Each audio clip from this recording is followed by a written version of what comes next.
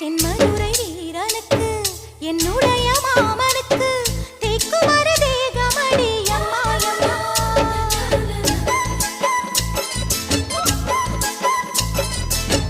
மாமன் பெற்ற பெண்ணுனக்கு மையெழுதும் கண் எதுக்கு என்னை வந்து கொல்லுதடி அம்மா அம்மா.